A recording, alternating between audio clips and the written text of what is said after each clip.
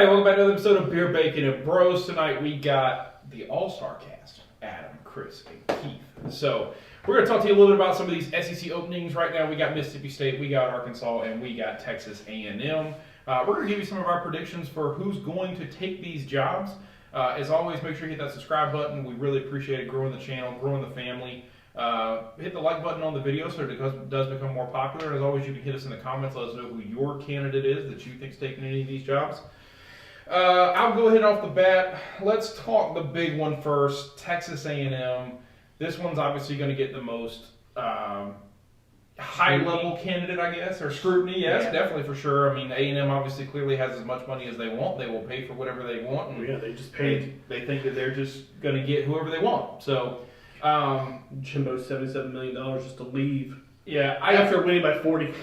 I know, after winning by 40. So Jimbo's wasn't good enough. Okay. Jimbo, I saw a thing today. Jimbo's basically making $8,600 every night when he sleeps, if he sleeps for 8 hours. Here you go. Yeah, he's nice. making. Yeah, Nice. it was like pretty great. Yeah. Him and Coach O about to be living it up. I'm telling you, dude.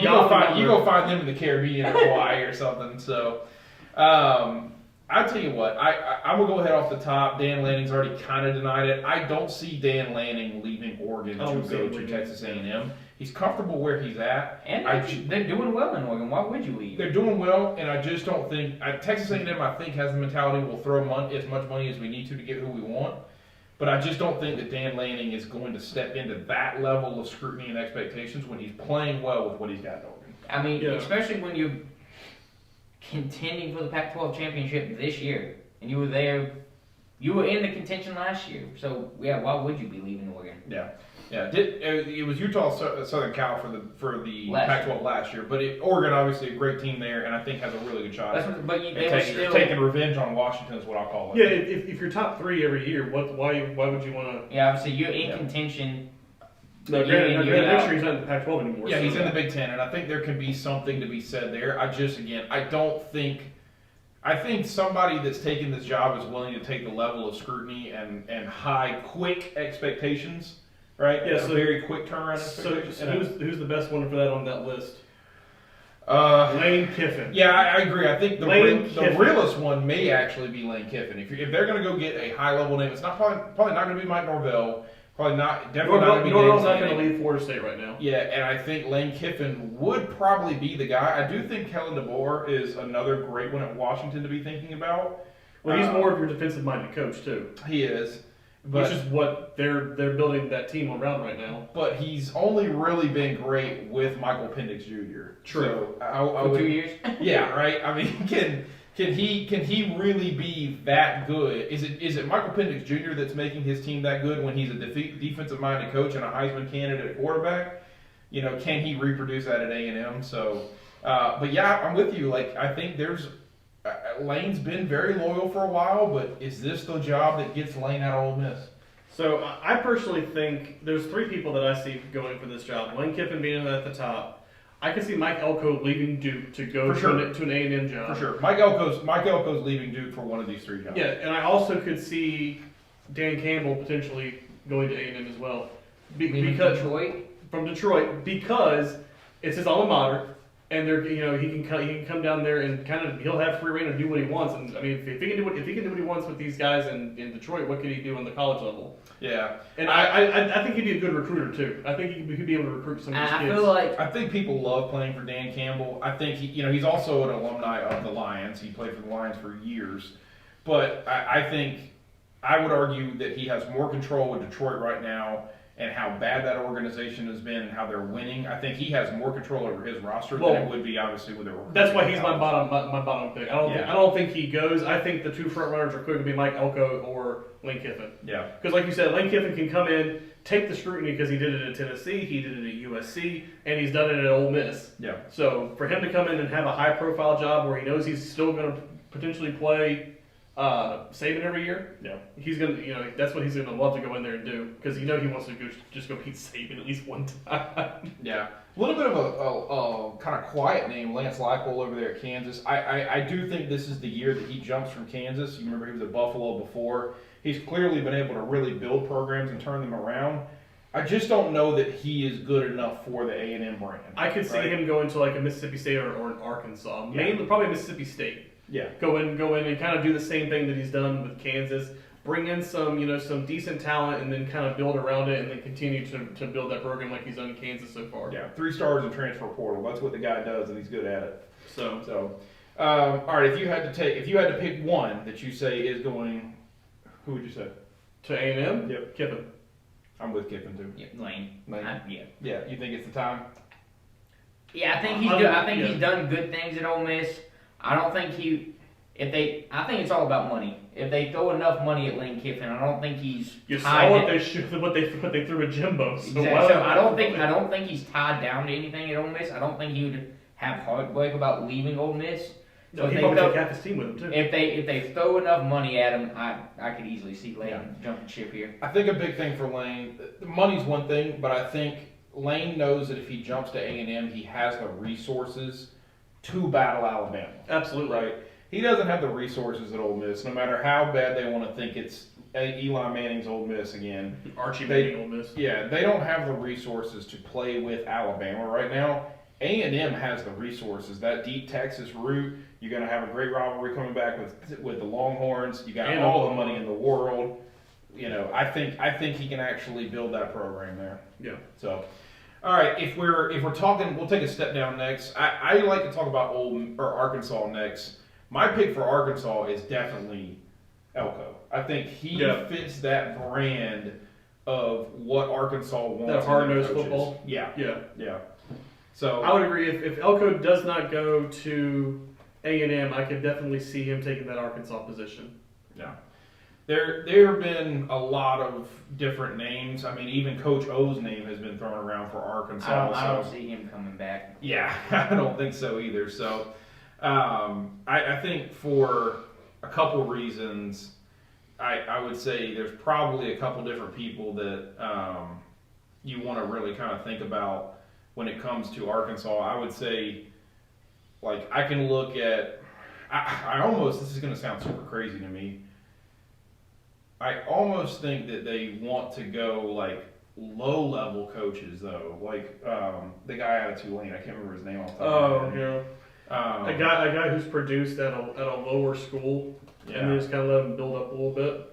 I gotta look it up because it's bothering me now because I know Willie Fritz.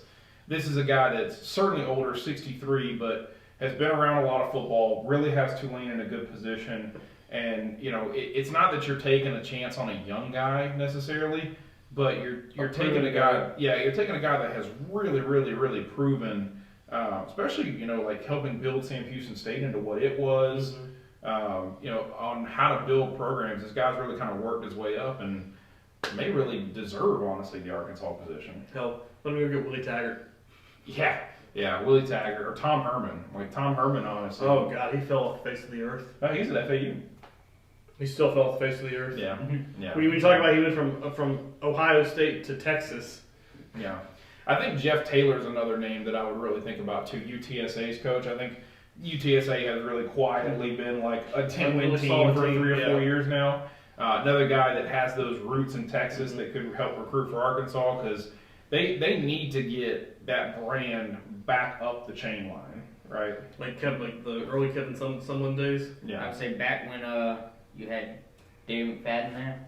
yeah. Back in those days. Oh, I'm Yeah. thinking, sorry, I'm still thinking, I'm back on the A&M A&M train. Yeah, I was like, I don't think he was there. No, I was on the A&M train. That's my bad. But yes, back when you had Jeremy McFadden and who was the other part of that? Felix Jones? Felix Yeah, Jones, Felix the other Jones. part of the two. And Peyton Hillis. Don't forget about old Yeah. Peyton Hillis there. So Yeah, I But think get Elko that- has but that. Get has back to that brand of Yeah. Arkansas football. yeah, I think I'm trying to remember who else. Will Muschamp. Yeah, well, obviously Will Muschamp's probably going to be talked about as a co-defensive coordinator for one of these positions. He's, certainly a guy that has head coaching He's experience. going to go and fail again. Yeah, he would fail. And just to be clear with any of my Arkansas, Mississippi State, A&M fans, You don't want him. You don't want him. But I do think that Glenn Schumann, the actual co-defensive coordinator that's coaching the linebackers there as well, is a guy that I think he is really the guy that people are kind of eyeing in on because Dan Lanning worked, right? Like going and hiring Dan Lanning under Kirby Smart has worked at Oregon. Now people are kind of looking at it like, hey, you know, can we go get an offensive or defensive coordinator from this national championship branch? Right. Will it work? I think Glenn Schuman's a guy that Arkansas will also probably consider. Yeah. So Actually, out of the three positions, I could see Mississippi State giving Will Muschamp a potential shot. yeah, That would be the one that I think he'd have a potential shot at. I honestly think, and this is just me talking, I honestly think Mississippi State might go back and give Dan Mullen another chance. yeah, I wouldn't count that out for sure. I like my guy from Mississippi State, and it's really easy. It's Jamie Chadwell. His name's been linked to it a lot as well. You're right. I think you've just seen this guy from Charleston Southern to Coastal to Liberty to Mississippi State. Like, this guy knows the Southeast. He recruits all over the Southeast.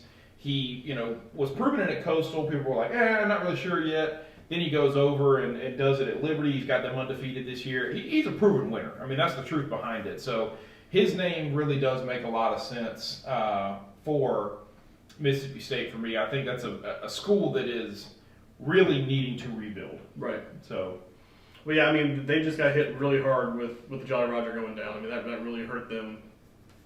God rest his soul. yeah. But I like another name that's going to be, I think this is going to blow y'all a little away a little bit. I like Chip Kelly to go to Mississippi State.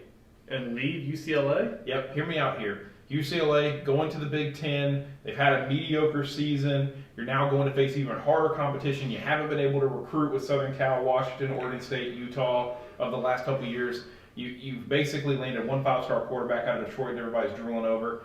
I like Mississippi State to kind of follow what they did with the Jolly Roger.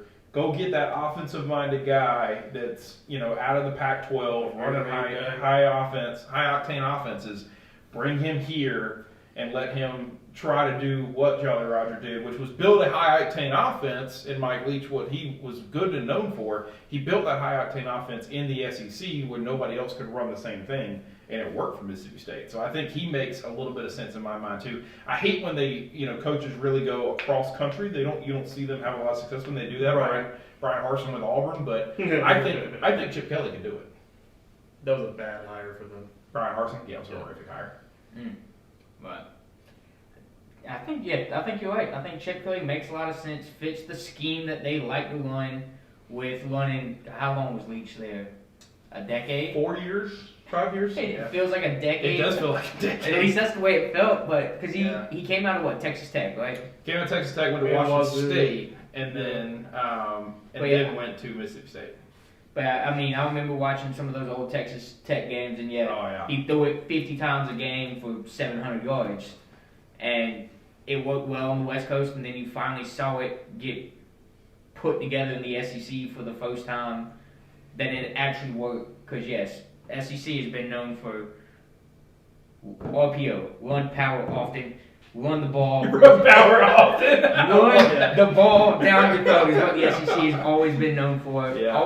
It doesn't matter what team you went to. Especially the SEC West. Exactly. The SEC West is known for that. It didn't matter what team you went to. It always seemed like in the West that they had a hard-nosed running back. Yep. And you saw Mississippi State kind of branch away from that. So yes, if they could get another coach to fit that scheme, Is it Wazoo for it makes a lot of sense. Yeah, I didn't realize he was only there for 3 years, 2020, 2021, 2022. So Yeah, he was at Wazoo for 8. Wazoo for 8 after being fired by Texas Tech and having to be in the, you know, off the chart for 3 years. But Texas Tech 2000 to 2009 was offensive He was coordinator. a character, that's for Oklahoma. sure. He coached at Valdosta State in Georgia Mm. from 92 to 96. So, and was assistant at Cal Poly. So this guy's been, Leach was around for a while. But yeah, One of the greats. for sure. One of the Rest in greats. peace, buddy. Rest in peace. So, cool. Any final thoughts? Nothing. Put a bow on it? All right. Hit us in the comments. Let us know who you think is going to be coaching at these 3 stops next year. And as always, we appreciate you. Like, comment, subscribe.